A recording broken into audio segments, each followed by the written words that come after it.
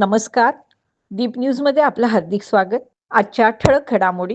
कैलासवासी डॉक्टर मधुकर लुकतुके यांना यावर्षीचा कृष्णामामा महाजन स्मृती पुरस्कार जाहीर. महाड तालुक्यातील नांदगाव बुद्रुक येथे जमिनीच्या वादातून इंगळे आणि गोळे दोन कुटुंबात तुफान हाणामारी. ICS महाविद्यालयात आविष्कार संशोधन परिषद संपन्न. प्रहार अपंग क्रांती संघटना यांचा जागतिक दिव्यांग दिवस सोहळा उत्साहात संपन्न. लायन्स क्लब ऑफ खेड सिटीचे माजी अध्यक्ष रोहन विचारे यांचा वाढदिवस साजरा. सविस्तर वृत्त. कैलासवासी डॉक्टर मधुकर लुकतुके यांना यावर्षीचा कृष्णामामा महाजन स्मृती पुरस्कार आयुष्यमान भारत मिशन महाराष्ट्राचे अध्यक्ष डॉक्टर ओमप्रकाश शेटे यांच्या हस्ते प्रदान करण्यात येणार आहे.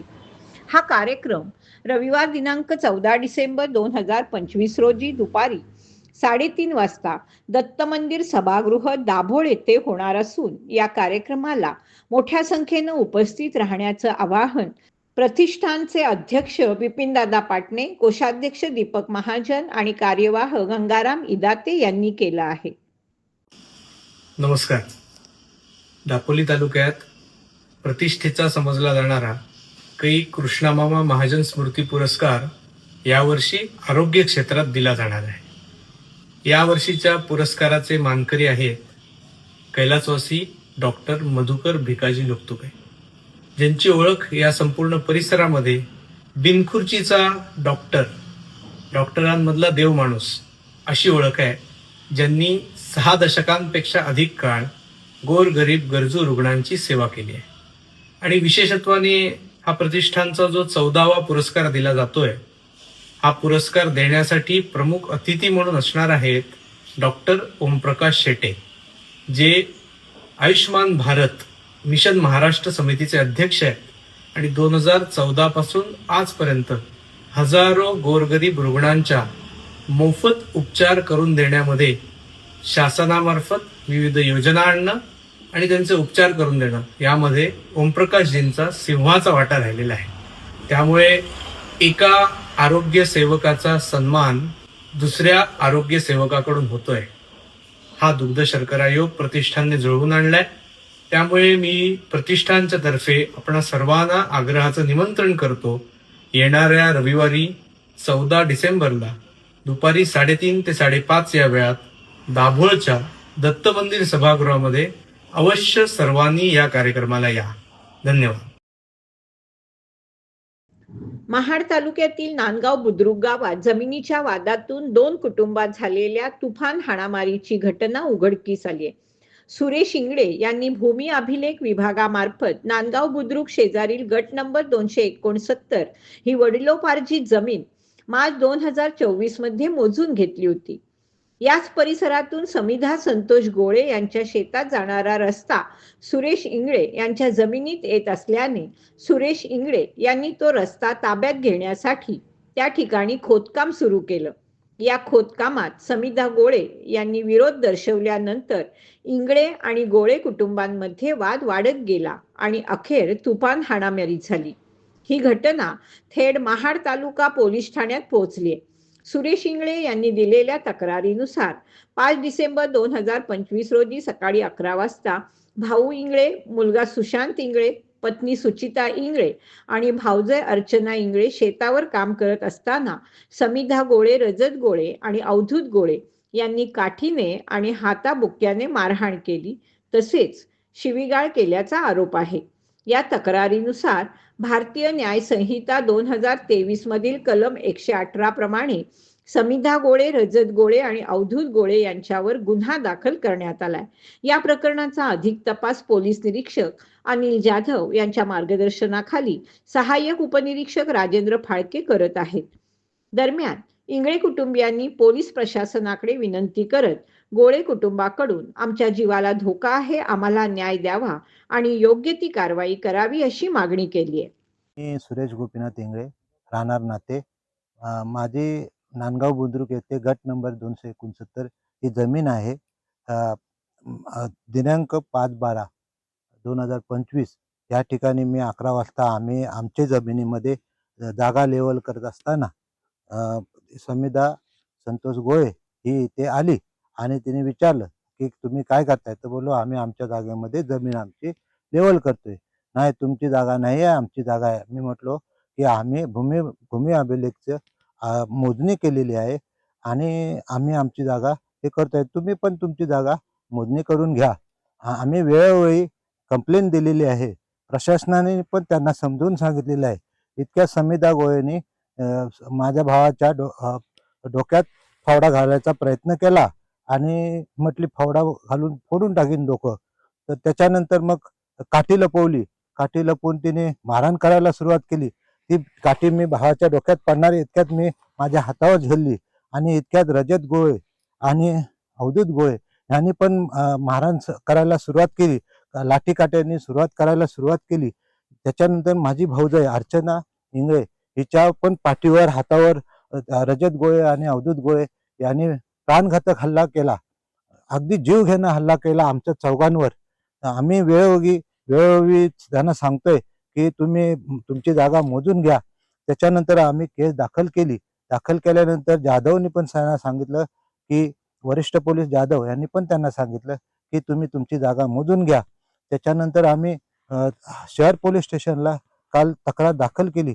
दाखल केल्यानंतर तहसीलदार ऑफिसला आम्ही दाखल केली. त्याच्यानंतर त्यांनी पण सांगितलं की तुम्ही प्रायव्हेट जागेमध्ये असे जाऊ शकत नाही. मालकाच्या परवानगीशिवाय तुम्ही जाऊ शकत नाही. तुम्ही तुमची जागा मोजून घ्या. खेड येथील सहजीवन शिक्षण संस्थेच्या कला, वाणिज्य आणि विज्ञान महाविद्यालयात मुंबई विद्यापीठ विद्यार्थी कल्याण विभाग आणि ICS महाविद्यालय यांच्या संयुक्त विद्यमाने नुकतीच 20वी आविष्कार संशोधन परिषद स्पर्धा पार पडली. रत्नागिरी जिल्ह्यातील महाविद्यालयांनी विभागीय फेरी होऊन यात पात्र विद्यार्थ्यांची निवड मुंबई येथे होणाऱ्या पुढील स्पर्धेसाठी झाली.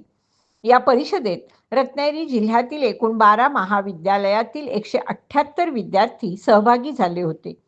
कार्यक्रमाचं प्रास्ताविक प्राचार्य डॉक्टर अनिता आवटी यांनी केलं. यावेळी त्यांनी विद्यार्थ्यांना कार्यक्रमाची रूपरेषा सांगितली आणि सहभागी विद्यार्थ्यांना शुभेच्छा दिल्या.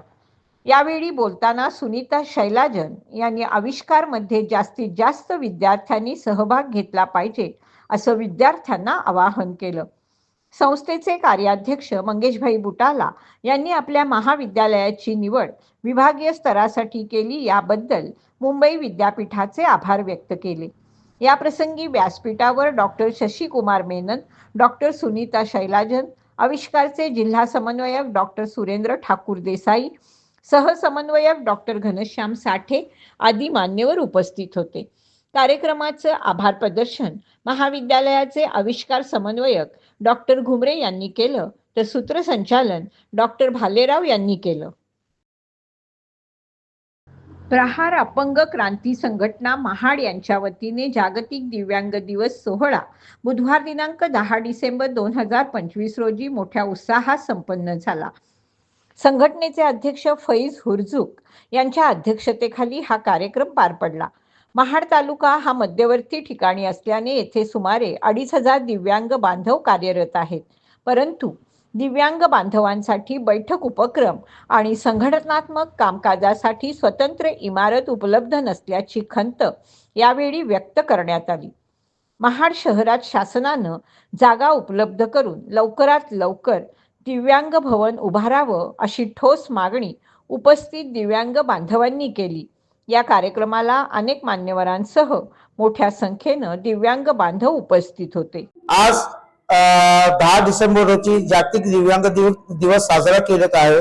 त्यामध्ये विविध सांस्कृतिक दिव्यांगाचे कार्यक्रम आयोजित केलेले होते. मोठ्या संख्येने दिव्यांग बंधू भगिनी या कार्यक्रमाला उपस्थित राहून हा कार्यक्रम उत्साहात साजरा करण्यात येत आहे. आज दिव्यांग दिनी कोणते प्रशासकीय अधिकाऱ्यांना निमंत्रण केलेले का, उपस्थित राहिले का? आज जवळजवळ प्रांत अधिकारी, DYSP, पोलीस इन्स्पेक्टर, तहसीलदार या नगरीचे मुख्य अधिकारी यांना आम्ही आमंत्रित केले होते. परंतु आचारसंहिता असल्यामुळे फक्त आज नायब तहसीलदार निकम साहेब व माजी नगराध्यक्ष सुनील कविस्कर साहेब, बंटी पोटपुरे साहेब, मेघना पवार मॅडम व गांधी मॅडम आज आमच्या कार्यक्रमाला प्रमुख पाहुणे म्हणून उपस्थित राहिले होते. आज दिव्यांग दिनानिमित्त नेमक्या आपल्या शासनाकडे काय मागण्या असतील? दिव्यांग दिनानिमित्त आम्ही जवळजवळ तालुक्यात 2,500 दिव्यांग आहोत आणि आम्हाला हा महाड हा मध्यवर्ती तालुक्याचा ठिकाण आहे. त्या दिव्यांगांना बसण्या उठण्याकरता किंवा दिव्यांगांसाठी स्वतःची इमारत नाही, त्यासाठी आम्हाला दिव्यांग भवन याची आतुरतेने गरज आहे.